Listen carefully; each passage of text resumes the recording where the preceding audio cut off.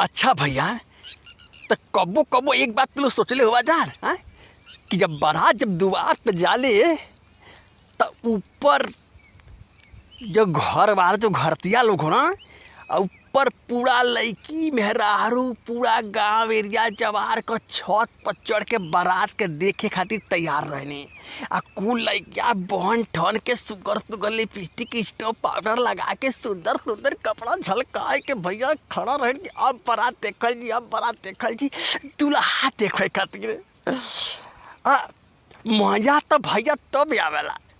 अब समझला कि भैया इधर बैंड बाजा बजत बा, दुल्हा का गाड़ी चलत बा, दुल्हा गाड़ी में बैठल बा, आगे आगे रथ बा, बम बम बम बम डम डम डम डम डीजे बजत बा, लवंडा नाचत बा। असली खेला तब होला जब दू चार सरवा चुहड़वा रहन सुन, उ जाना तो बारात में